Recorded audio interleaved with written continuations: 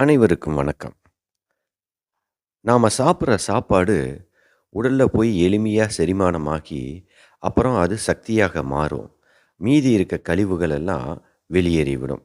இந்த முறை இயல்பாக நம்ம உடல்ல நடந்தது அப்படின்னா, நமக்கு ஆரோக்கியம் எப்பயும் இருக்கும்.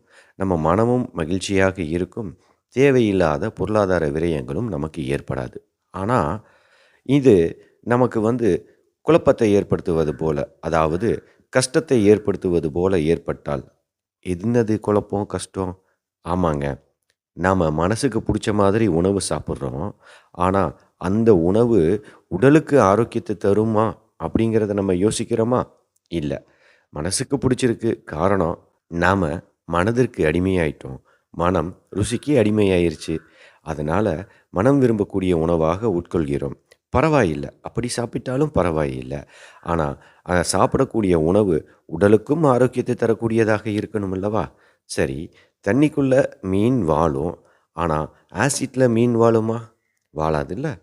அப்படின்னா, நாம சாப்பிடுற சாப்பாடு உள்ள போய் எளிமையா செரிமானமாகி சக்தியாக மாறிருச்சுன்னா, உடல் நல்லா இருக்கும். ஆனா, சாப்பிடுற சாப்பாடு நல்லா செரிமானம் ஆகாம, அதே உணவு நமக்கு ஆசிட்டா மாறிருச்சுன்னா, உள்ள அப்ப என்ன ஆகும்? உள் உறுப்புக்கள் எல்லாம் பாதிக்கப்படும். அதேபோல அப்புறம் கேஸ்ட்ரிக் ஃபார்ம் ஆகும். இது மாரி அடுத்து அடுத்து ஒவ்வொரு பிரச்சனைகளாக ஏற்படுவதற்கு வாய்ப்புக்கள் அதிகம் இருக்குது.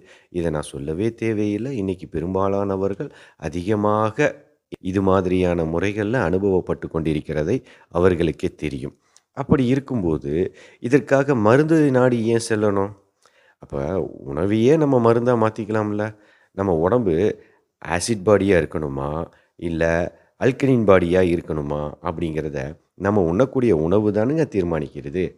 அப்படின்னா, நம்ம உண்ணக்கூடிய உணவு உடலையும் தூய்மை செய்து, உடலுக்கு ஆரோக்கியத்தையும் தந்து, மனதுக்கு மகிழ்ச்சியையும் தந்து, பொருளாதாரம் அப்படிங்கிற பிரச்சனையும் இல்லாம ஏற்படுறதையும் நமக்கு அ பாதுகாப்பா இருந்தது அப்படின்னா, நாம் உண்ணக்கூடிய ஒவ்வொரு வேளை உணவும் நமக்கு ஆரோக்கியத்தையும், ஆனந்தத்தையும், நிம்மதியும் தரக்கூடியதாக இருக்கும் அல்லவா?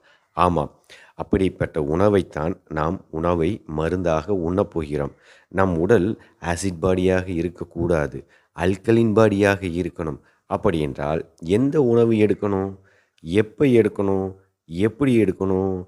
திட உணவு எடுப்பதா? திரவ உணவு எடுப்பதா? இல்ல திட உணவே திரவ உணவாக எடுத்துக்கொள்வதா? இல்லை காலை உணவு தவிர்ப்பதா? இரவு உணவை தவிர்ப்பதா? எப்படி எடுத்துக்கொள்வது? அப்படிங்கிற குழப்பங்கள்லாம் இருக்கும். இந்த உணவு முறையில் சரியான முறையில நாம அந்த உணவை தேவையான அளவுக்கு இந்த உடலுக்கு கொடுக்கவில்லை என்கின்ற போதுதான், உடலில் பல்வேறு மாறுதல்கள் ஏற்படுகின்றன. அவற்றால் கேஸ்ட்ரிக் ஃபார்ம் ஆகிறது, நெறைய பிரச்சனை வருது. குறிப்பா சொல்லப்போனா கான்ஸ்டிபேஷன் அப்படின்னு சொல்லக்கூடிய ஒரு பிரச்சனை இன்னைக்கு அதிகமான மக்களுக்கு ஏற்படுவதை நாம் பார்க்கின்றோம். இந்த மலக்குற்றம் ஏன் ஏற்படுகிறது? நாம் உண்ணும் உணவிலும், நம் வாழும் வாழ்வியலும் முக்கிய காரணமாக இருக்கிறது. நாம் வாழும் வாழ்வியலை நாம் மாற்றிக்கொள்ள முடியாது என்கின்ற போது, ஆனால் உண்ணும் உணவையாவது நாம் மருந்தாக மாற்றிக்கொள்ளலாம் அல்லவா? அப்படித்தான் நாம் செய்வதில்லை. எப்ப சாப்பிடணும்? எப்படி சாப்பிடணும்? எதை சாப்பிடணும் என்று தெரியாமல், எதை வேண்டுமானாலும் சாப்பிட்டு கொண்டிருந்து, இந்த உடலை ஆசிட் பாடியாக மாத்திக் கொண்டிருக்கிறோமே தவிர, அல்கலின் பாடியாக மாற்றவில்லை. அதைப் பற்றி கவலைப்பட வேண்டாம்.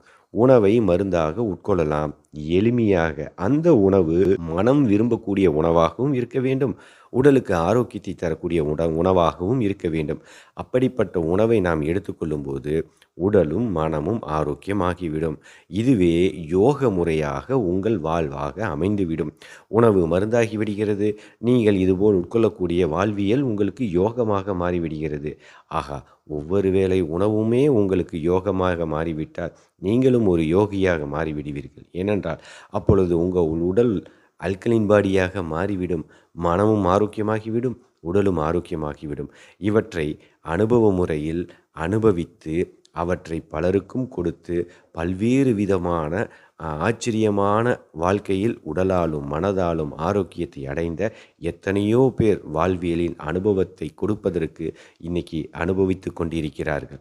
அதனால்தான் தன்னை அறியும் கலை என்கின்ற பயிலரங்கத்தில் உணவை எப்படி மருந்தாக உட்கொள்வது, உடலை எப்படி தூய்மை செய்வது, உணவை எப்படி நமக்கு சக்தியாக மாற்றிக்கொள்வது, உடலையும் மனதையும் எப்படி ஒன்றுபடுத்துவது, மனதை எப்படி அறிவது, சுவாசத்தை எப்படி சக்தியாக மாற்றிக்கொள்வது, விரதம் இருப்பது எப்படி, எப்பொழுது விரதம் இருக்க வேண்டும், தியானம் எப்படி செய்ய வேண்டும், தியானம் செய்வதனால் தன்னை அறிந்து கொள்ள முடியுமா என்பதை பற்றி அனுபவமாக அனுபவித்து இன்று பலர் எத்தனையோ பேர் தன் வாழ்வியலில் வாழ்ந்திற் கொண்டிருக்கிறார்கள் ஆச்சரியமாக.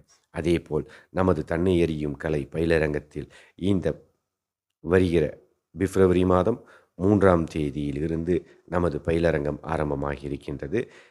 விருப்பமிருப்பவர்கள் இந்த பயிலரங்கத்தில் கலந்து கொண்டு உங்களது உடலையும் மனதையும் அறிந்து உங்களது சுவாசத்தை அமிர்தமாக மாற்றிக்கொள்வதற்கும் உடலை அல்கலின் பாடியாக மாற்றிக்கொள்வதற்கும் உணவை மருந்தாக எடுத்துக்கொண்டு பிறப்பு என்பது வரம், நமது வாழ்க்கை என்பது தவம், உணவு என்பது மருந்து என்பதை உணர்ந்து தங்கள் வாழ்வியலையே யோக வாழ்வியலாக மாற்றிக்கொள்வதற்கு விருப்பம் இருப்பவர்கள் கலந்து கொள்ளலாம்.